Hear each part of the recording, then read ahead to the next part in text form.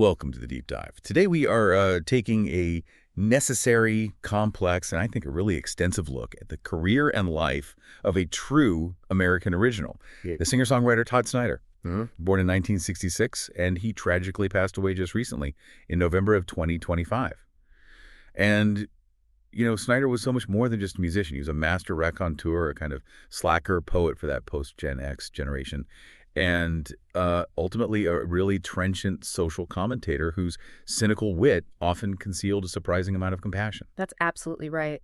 And when you try to categorize his career, that term genre fluidity, it's not just helpful, it's essential. We're not talking about an artist who just stayed in one lane. His discography, I mean, it pulled in elements of classic folk rock, gritty roots rock, the blues, alt country. And even funk later on. And even ambitious funk experiments later in his life, yeah. So the mission of this deep dive is to really map the entire arc of that evolution, which, you know, spanned decades. Yeah. We're moving from those early days where he was known, maybe a little simply as the old country singer-songwriter of All Right Guy, through his years under the mentorship of legends like John Prine, all the way up to the critical masterworks he produced in his mid-career.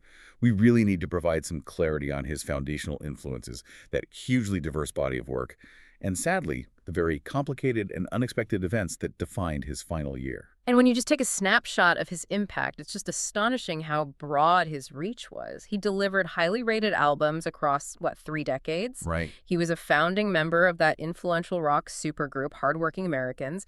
And maybe most importantly, he helped define the entire sonic and cultural identity of the East Nashville scene in the early 2000s.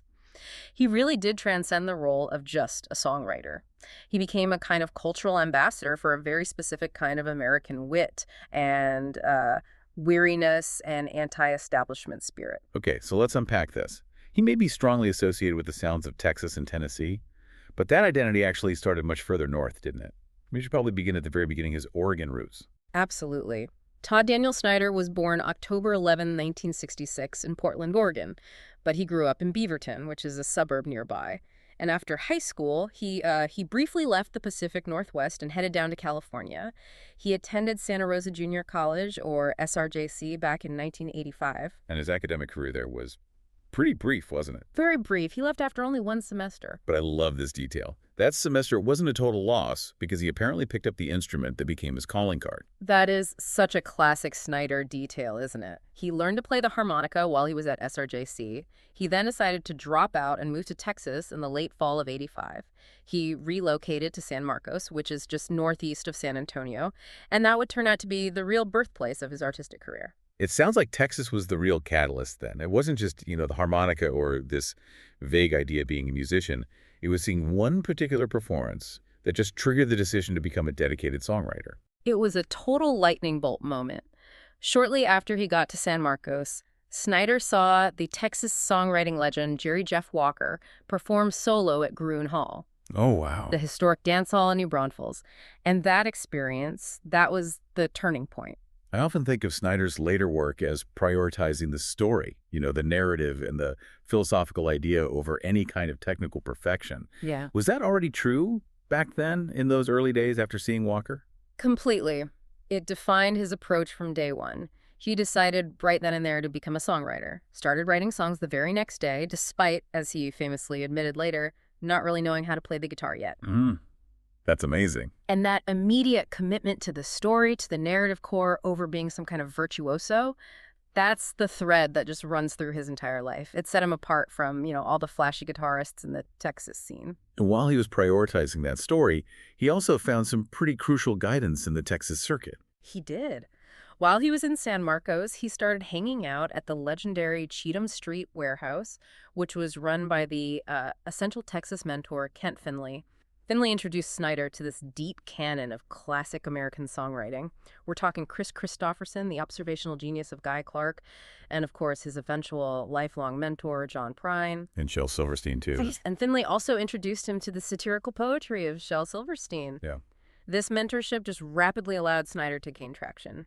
He was quickly packing small rooms in San Marcos before moving on to bigger, really enthusiastic crowds in Austin. That momentum then carries him to Memphis in 1989, and he's seeking out another mentor figure, Keith Sykes, who was pretty crucial to other songwriters' careers. Sykes was the bridge. Snider had discovered Sykes's early 70s albums while he was still in San Marcos, and Snider's father, who had moved to Memphis, connected him with Sykes's sister-in-law, which is how he facilitated the introduction. Sykes listened to a demo tape, saw that raw narrative potential, and that's what prompted Snider's move north. And Memphis, famously, became the setting for his first major artistic breakthrough. It really did. Snider quickly landed a weekly residency at the Daily Planet Club in Memphis. The audience connection was just immediate. Within a short time, the club was packed, with people already singing along to his original material. That residency was just absolutely fundamental, not just for practice, but because it provided the title and the core material for his eventual major label debut. The major label deal was coming. But first, there was that lasting friendship with John Prine. Yeah, in 1991, Snider met Prine while he was assisting on some pre-production work that Prine was doing with Sykes for his album The Missing Years. And that initial meeting just blossomed into this profound, decades-long friendship. Prine recognized a kindred spirit in Snider, a dedication to the simple truth, often delivered with a punchline. That connection would prove so invaluable later when Snider needed a new home for his independent artistic vision. Right. So before signing his deal, he needed a band. He started performing with a group they initially called the Bootleggers, which solidified by '94 as the Nervous Wrecks, featuring Will Kimbrough on guitar. And that's when Keith Sykes stepped in again, leveraging an old connection. Sykes was instrumental. Having been a one-time member of Jimmy Buffett's Coral Reefer Band, Sykes facilitated a meeting between Snider and Buffett. After Buffett saw Snider open for him in California, Buffett signed him to his label, Margaritaville Records, which at the time was distributed by MCA. The deal was officially inked in 1993, setting the stage for his big major label launch. So let's jump into that early commercial era. The Margaritaville NCA years, starting with his 1994 debut, Songs for the Daily Planet. This album really established that early Snider persona. It did, and the title itself just perfectly encapsulated his story. It literally paid tribute to the Memphis Club residency that launched his career. It was produced by industry vets Tony Brown and Michael Utley, and the critical consensus described the sound as, robust and earthy. It was a rootsy record that combines country and folk elements with a genuine rock and roll sensibility. Yeah. It benefited immensely from the personnel, especially the intense, slightly wild electric guitar work of Eddie Shaver, who tragically passed away later. And the album found commercial footing right away. It hit number 23 on the Billboard Heatseekers albums chart. And it was packed with tracks that would define his early reputation, primarily that alright guy slacker image. Two tracks in particular just solidified that persona. First, Alright Guy. It quickly got a video in rotation on VH1, which really confirmed his visibility. That song cemented his image as the witty, slightly cynical, but, essentially harmless, observational songwriter. And the durability of that song is incredible. It was covered in 2001 by both the mainstream country star Gary Allan and his original inspiration, Jerry Jeff Walker. That's fascinating that the same song could appeal to both the outlaw tradition and the commercial Nashville mainstream. But the other track that got him a lot of notoriety was technically a hidden track, right? Talking Seattle grunge rock blues. Yes, and this is where we should probably touch on a key part of Snider's technique, the talking blues. This is a format that was popularized by Woody Guthrie and later used by Prine and Dylan. It's essentially an extended, rhythmic, often satirical monologue delivered over a simple, repetitive musical background. So it's a vehicle for commentary, not so much for singing. Exactly. And Snider just weaponized it for Gen X in 1994. Talkin' Seattle Grunge Rock Blues became a minor radio hit, hitting number 31 on the Billboard album Rock Tracks chart. The song mocked the whole early 90s grunge scene, telling the story of a disillusioned musician whose band refused to play because they were just too cool and too ironic. It was a perfect, wry piece of cultural criticism wrapped in an old folk format. That just encapsulates his early genius perfectly, using classic Americana structures to comment on contemporary cultural absurdity. His sophomore effort, Step Right Up, arrived in 1996, with Billboard proclaiming it more stunning than his debut. But by 1998, things began to shift, both artistically and professionally, with Viva Satellite. Viva Satellite marked a significant sonic turn. The label had moved its distribution from MCA to Island Records, but Snider was already pushing his sound toward a more straight-ahead rock record. This album was largely recorded at Ardent Studios in Memphis. The Nervous Wrecks core with Will Kimbrough was still there, but the sound was just much more aggressive, kind of moving away from his initial folk country roots. And this is the album that's associated with that dramatic, legendary MCA incident. It's the kind of story that immediately defines an artist as anti-corporate. It absolutely is. The label, which still retained his recording rights after the distribution shift, was getting ready to release Viva's Satellite in May of '98. But shortly before that, Snider, who was struggling with substance abuse at the time, was required to perform at a private showcase in LA for MCA executives and industry people. The story goes that he did not exactly endear himself to the audience. Understatement of the decade. As the anecdote is often told, he reportedly took the stage, looked out at all the assembled suits, and opened with this simple, scathing observation about the industry's obsession with money. He insulted the attendees early in the set and then just walked off the stage entirely. That is the ultimate rock and roll anti-establishment capstone to a major label era. It was a clean break. MCA released him from his contracts soon after. That incident effectively cleared the path for the next, much more defining chapter of his career, one that was built on independence and true creative control, facilitated by his friend John Prine. Right. So after being released from MCA, Snider disbands the Nervous Rex and moves over to Prine's independent label, Oh Boy Records. This change was so crucial because it gave him that supportive, non-corporate environment he needed to really mature as an artist. And the first release for Oh Boy was Happy to Be Here in 2000, and its whole production process reflects his shift in focus. It was all about the song's structure. Tell us about that unique production story with Ray Kennedy. It's a really interesting technique. Snider first recorded all the songs just solo acoustic, almost like demos or sketches of the narrative core. Then the producer, Ray Kennedy, took those tracks and later added instrumentation over them. So the song comes first, not the band. Precisely. This process just emphasizes the integrity of the lyrical structure and the melody, rather than having the band dictate the arrangement. The result was an incredibly tight, song-focused album featuring key players like Will Kimbrough. His fifth album, New Connection, followed in 2002, produced by R.S. Field, and this is where his narrative skills really started to deepen, moving beyond just the slacker persona. That album is just so rich with narrative detail and personal history. Vinyl Records was a deeply personal song about his ever-expanding music collection and that joy of discovery. Rose City was a tribute directly inspired by his Portland childhood, connecting him back to his Pacific Northwest roots.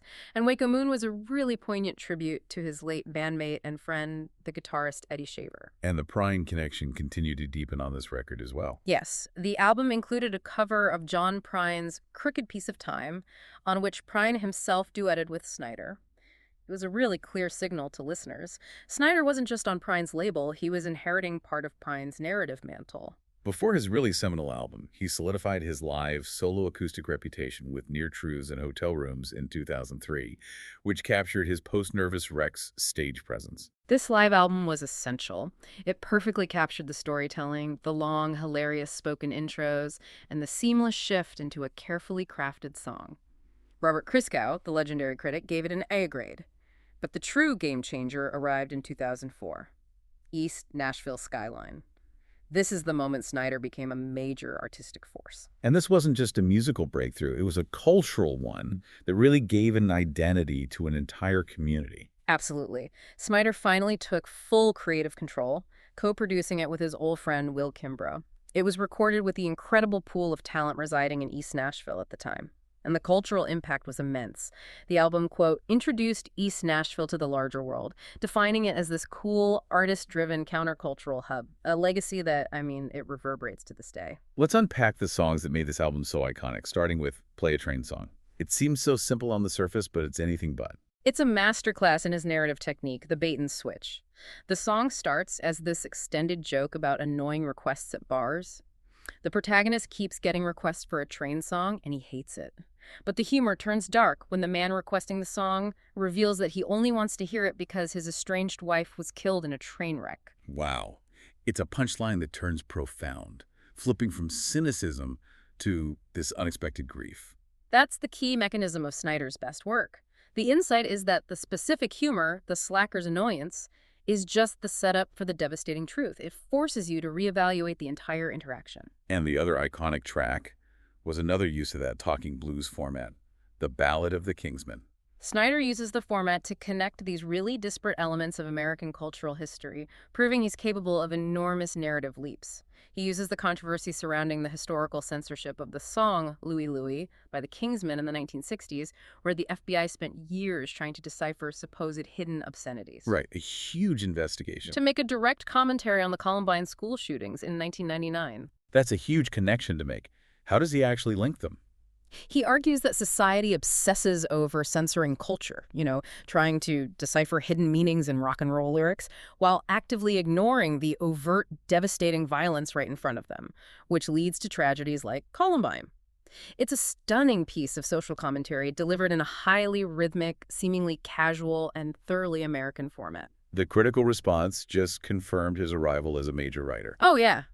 Pitchfork called it his wittiest and feistiest album. Christgau, giving it an A, called it a slacker wake-up call. Pop Matters ranked it the 7th best album of 2004. It confirmed that Snider had successfully evolved from a promising songwriter into a master storyteller with a defined sociocultural point of view. It also hit number 28 on the Billboard Top Independent Albums chart. Following up a cultural breakthrough like East Nashville Skyline is always a huge challenge. But he managed it 2 years later with The Devil You Know in 2006. This was his first release for New Door Records. He really managed to maintain the creative momentum, working again with co-producers Will Kimbrough and Eric McConnell.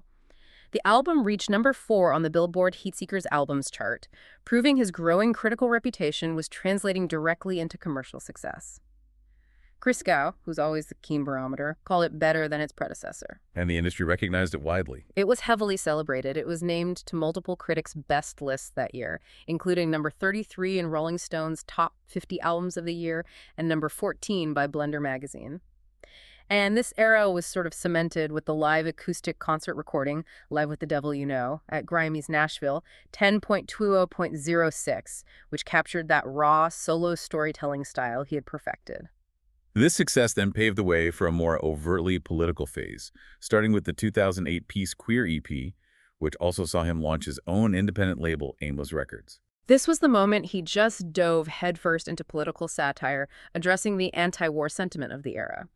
And Snider framed these anti-war protest songs with his patented satirical backstory, claiming they were reluctantly forced upon him by an international league of peace queers. That framing allowed him to deliver really serious political commentary while still maintaining his humorous anti-hero persona. Exactly. It was a brilliant rhetorical move. It allowed him to comment honestly on serious, complex topics without sounding preachy or earnest, which was always anathema to his slacker identity.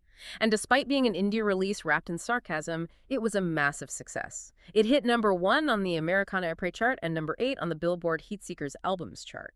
And it also featured some high-profile backing on a pretty famous protest track. Yes, Patty Griffin contributed backing vocals on 2 tracks, most notably on their cover of John Fogerty's Vietnam-era classic Fortunate Son. That collaboration really reinforced the seriousness of the project, even with the satirical title. Moving into 2009, he released The Excitement Plan, which is often lauded as a production masterpiece, really focusing on intimacy and minimalism. Released on Yup Rock Records, this album was produced by the legendary Don Was, who also played upright bass. And the production choices here were just crucial. Was used an incredibly spare, high-caliber backing band, Jim Keltner on drums, and Greg Leiss on dobro and pedal steel. Why was that minimalism so effective for Snider at this particular stage? Well, Snider had already proven his narrative strength, but now he needed a production that wouldn't compete with the complexity of his stories. Keltner, who's known for his subtle, nuanced drumming, provided texture without cluttering the rhythm, and Leiss added this incredible emotional depth with the pedal steel.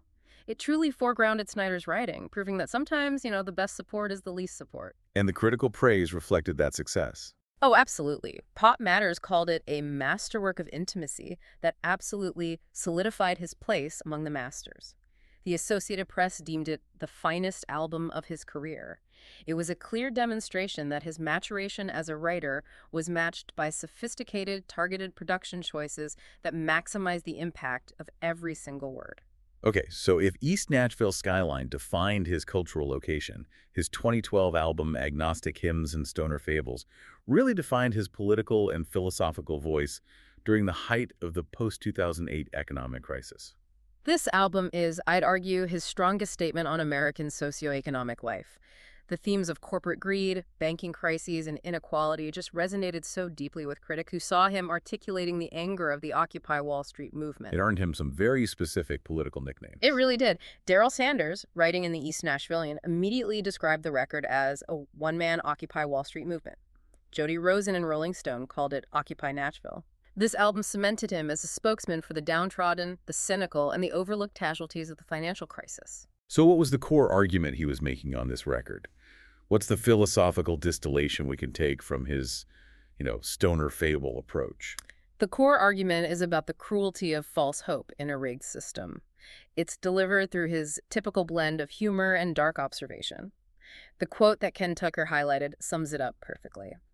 If one line could sum up the album, it ain't the despair that gets you, it's the hope. That suggests that despair is at least honest, but hope is the lie that keeps people invested in systems that are designed to fail them. Precisely. His songs explore the systemic ways people get cheated. I mean, look at the track In Between Jobs, where he uses a classic working-class narrative to expose the insecurity of modern life, or Precious Little and The Money Runs Out, which directly critique financial institutions and the lack of accountability after the crash. He approached these massive topics not with policy proposals, but with empathetic stories about the little guy getting crushed. This album also featured some of the biggest names in the burgeoning Americana scene at that time. The personnel just reflected the density of that East Nashville community. It was recorded at Eric McConnell's studio, with McConnell co-producing and playing bass. You had Paul Griffith on drums, Amanda Shires contributing powerful violin and background vocals, and Chad Staley on B3 organ. And, crucially, Jason Isbell contributed slide guitar and backing vocals to the potent track Digger Dave's Crazy Woman Blues. The presence of Isbell and Shires really signaled how central Snider was to that new wave of narrative-driven Americana. It absolutely did. At that time, Isbell was rapidly rising to prominence, and having him contribute slide guitar, a nod to the blues and southern rock traditions, helped contextualize Snider's roots rock leanings within the emerging Americana framework. It was a tight collection of 9 originals, plus a pretty interesting cover choice. He included a cover of Jimmy Buffett's West Nashville Grand Ballroom Gown. A nod back to his Margaritaville history, but one that fit the theme perfectly. It maintained the focus on Nashville life and social observation. The album performed exceptionally well, charting on 3 Billboard lists, number 6 on Americana Folk, number 15 on independent albums, and number 23 on top rock albums. And again, it dominated the year-end critical lists. Both Rolling Stone and Pace named it one of the 50 best albums of 2012. And Robert Christgau, affirming its status as a critical peak, ranked it even higher, putting it at number 5 on his overall top 102 albums of 2012. It's difficult to overstate how significant Agnostic Hymns was for his career. It proved he could deliver profound socio-political statements without sacrificing his trademark humor. Moving beyond his focused solo work, Snider spent much of the 2010s involved in these expansive collaborative projects, most notably the supergroup Hardworking Americans. This wasn't just a side project, it was a major commitment. It was a true supergroup, co-founded in 2013 with widespread Panic bassist Dave Schools. The whole concept was to fuse Snider's sophisticated narrative and folk tradition with the improvisational power of the jam band scene and Southern rock. So who was in that initial lineup, and what was the initial philosophical mission? The lineup was just loaded. Snider on vocals, Schools on bass, the late Neil Casal on guitar and vocals, Chad Staley on keyboards, and Dwayne Trucks on drums. And the initial mission was interpretation. So their first album, which was released in 2014, was unique for a debut because it was entirely covers. That's right. It was recorded at Bob Weir's TRI Studios and consisted solely of cover songs from artists Snider admired, like Randy Newman and Kevin Kinney. By making their debut a covers album, they positioned themselves not as innovators of a new sound, but as powerful interpreters of the American working-class songwriting tradition. Snider's job was simply to sing those stories with the force of a full-fledged rock band behind him. So on that first album, Snider was the interpreter, but he shifted gears for the second studio album, Rest in Chaos, in 2016. That album was composed primarily of original songs, though they kept that powerful, jam band-fueled roots rock sound. Snider actually started the lyrics by mining his own existing poetry collection. It was recorded live as the band was finishing their first tour, capturing that road-tested energy, and produced by Dave Schools. And they included one very special cover on that one. They did. They covered Guy Clark's The High Price of Inspiration, a tribute to one of Snider's early mentors, and it featured a rare cameo by Clark himself, speaking and playing guitar shortly before he died. The album also featured longtime Snider collaborator Elizabeth Cook singing on the track Massacre. The live experience of Hardworking Americans was legendary, capturing that rock dream aesthetic. It was pure, unadulterated rock energy, documented beautifully on the 2017 double live album, We're All in This Together. Christgau, always attentive to their output, gave it an A. describing the band poetically as embodying the rock dream the hippies invented. The tragedy, of course, was when founding guitarist Neil Casale died in 2019, which cast a shadow over the group's trajectory. In parallel to the supergroup and his serious solo work, Snider also cultivated this alter ego that allowed him to explore a much rawer, simpler energy. Elmo Buzz and the East Side Bulldogs. This side project was pure release. It specialized in raw, trashy, garage-style 50s and early 60s rock and roll. And this resulted in the 2016 album East Side Bulldog. It was deliberately short, only 26 minutes long, but it was ferocious. So why did Snider need this alter ego? It was a chance to explore pure, unadulterated rock energy outside of his increasingly narrative-driven, politically complex folk material. The expectations for Todd Snider were high. The expectations for Elmo Buzz were simply to rip your ears off and play greasy rock and roll. The Irish Times called the album 26 minutes of perfection that will rip your ears off, which kind of validated the necessity of that raw outlet. Following that rock burst, he returned to his core solo acoustic roots with Cash Cabin Sessions, Volume 3 in 2019. This was a deliberate artistic retreat. He recorded the album at the historic Cash Cabin studio in Hendersonville, Tennessee. The production choice was minimalism taken to the absolute extreme. Snider played all the instruments on the 10 songs, co-producing with Chad Staley. It was a really potent return to solo acoustic folk, a genre that prioritizes honesty and narrative above all else. And it proved how powerful his stripped-down work still remained. The chart performance was excellent. It hit number 3 on Billboard's Independent Albums chart. And again, Jason Isbell and Amanda Shires added backing vocals to 2 tracks, which just demonstrates that continuous circle of high-level collaboration within the East Nashville creative community. And his final album, First Agnostic Church of Hope and Wonder in 2021, continued that commitment to genre experimentation we mentioned at the very start. This album was Snider's fulfillment of a longtime vision, combining funk with folk. He produced the record himself, playing most of the instruments, including electric bass, electric guitar, banjo, and piano. That's a bizarre combination. How does funk folk actually sound, and how does that serve his storytelling? It created this loose, slightly shambolic, but deeply rhythmic groove. It often used a heavy electric bass line, which he played himself, and rhythmic guitar chops reminiscent of early R&B, coupled with acoustic instruments and his signature narrative style.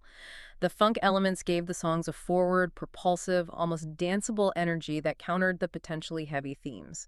Rolling Stone called it a raw portrait of a world-class songwriter processing calamity and chaos, proving that even late in his career he needed new sonic vehicles for his stories. He was fundamentally incapable of resting on a single style. Moving on to his broader reach, one of the best metrics of his influence isn't just his chart performance, but how many other artists covered his songs across decades and genres. The list is a testament to the durability of his writing. His songs successfully crossed that perceived divide between outlaw country, mainstream country, and Americana. In the 90s, you saw Mark Chesnutt cover Trouble, and mainstream artists like Rick Trevino cover She Just Left Me Lounge.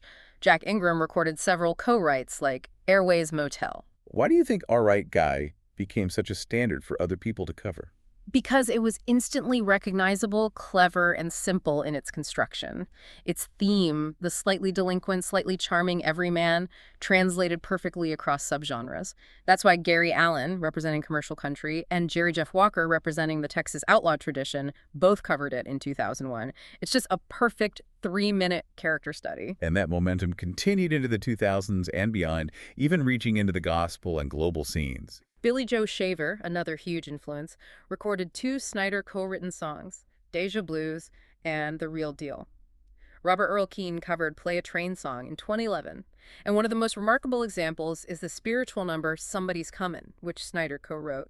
It became a favorite in the gospel community, covered by multiple artists, including the legends Bill and Gloria Gaither. That's a huge range, from stoner folk to southern gospel. And then you consider the global reach. In 2021, the iconic Welsh singer Tom Jones released a fascinating eclectic cover of Snider's talking reality television blues on his album Surrounded by Time. The fact that a legend like Jones chose a Snider talking blues track from a late-career album shows just how impactful Snider's narrative commentary was. And most recently, the Canadian singer Cor Blund covered Age Like Wine in 2022. Snider also had this vibrant presence outside of music, embracing film, television, and print, often leveraging his natural gifts as a storyteller and satirist. He was a consistent presence on late-night TV. Performed on Late Night with Conan O'Brien multiple times in the 90s, The Late Show with David Letterman, and The Tonight Show with Jay Leno. These appearances just cemented his image as the witty, self-deprecating stage presence who could tell a 5-minute shaggy dog story before playing a 2-minute song. He also fully embraced the satirical mockumentary format, often satirizing his own career and image in collaboration with the Barnes brothers. The mockumentaries were a perfect vehicle for his anarchist persona. He starred in Peace Queer, the movie in 2009 expanding the satirical premise of the EP, and then the feature-length stoner musical East Nashville Tonight in 2013 alongside Elizabeth Cook. He was never afraid to make fun of the very counterculture he defined. And storytelling found a different kind of audience when his work transitioned into a feature film. Yeah, the 2020 film Hard Luck Love Song is based entirely on his song Just Like Old Times. That's a testament to the depth and cinematic quality of his character studies. His songs weren't just verses and choruses, they were fully formed 3-act narratives. And for those who wanted his stories transcribed, he delivered a memoir that was apparently structured in the same rambling, hilarious style as his stage banter. His quasi-memoir, I Never Met a Story I Didn't Like, mostly true tall tales, released in 2014, was acclaimed for its conversational tone. Lone Star Music magazine called it one of the most charmingly witty memoirs. He also received significant industry recognition, nominated for Artist of the Year at the Americana Honors and Awards in 2007, and Hardworking Americans were nominated for Best Duo Group in 2014. And he received recognition from his home state with an induction into the Oregon Music Hall of Fame in 2021. This brings us to the final, incredibly sad and deeply complex chapter of his life, the events of 2025. This entire sequence of events needs to be handled with care and factual clarity. Absolutely. It's crucial to establish the context first. Snider had already faced significant health challenges that had limited his touring schedule, specifically spinal stenosis, which can cause severe nerve pain. On the personal front, he had acknowledged in early 2015 that he had just got divorced from the painter Melita Oshiowicz, whom he met in rehab back in 1997. The final, fatal sequence of events began in November 2025 during his High Lonesome and Then Some tour in the western United States. On November 3rd, 2025, his tour dates were abruptly canceled. A public announcement stated that Snider had sustained severe injuries as the victim of a violent fight outside of his hotel in Salt Lake City, Utah, requiring emergency treatment and staples in his head.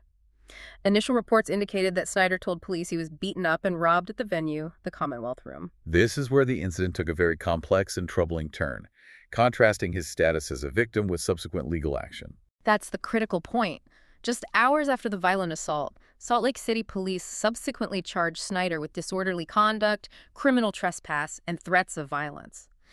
These charges stemmed from the allegation that Snider became combative with hospital staff while he was seeking treatment for the severe injuries he had sustained. So you have a sequence of extreme trauma, being the victim of a violent crime and robbery, followed immediately by an alleged conflict with medical staff while he was clearly in distress. It just underscores the chaos and the volatility of those final hours. He was severely injured, and yet he was facing legal charges for his reaction while seeking help. This incident involving violence, injury, and subsequent legal trouble occurred just days before his death. And the final tragic end came very quickly after that Salt Lake City incident. Todd Snider died just 11 days later on November 14, 2025, in Nashville, Tennessee. He was 59 years old. The reported cause of death following the trauma and distress of the preceding days was pneumonia. It was a shocking and devastating end for an artist known for his vibrant, chaotic energy. When we look back across his entire career, it's just a stunning example of resilience or creative ambition. He moved from being mentored by giants like Prine and Walker to founding a major supergroup and completely defining that cynical but deeply authentic alt-country sound of East Nashville. The most remarkable part of his legacy is that constant, restless evolution. He successfully navigated the transition from the rootsy folk rock of the MCA years through the straight-ahead rock of Viva Satellite into the political satire of Peace Queer, delivered dense, Occupy-era protest music with the lyrical mastery of Agnostic Hymns, and then pivoted to the funk-folk fusion of First Agnostic Church of Hope and Wonder. He never allowed his audience or critics to pigeonhole him.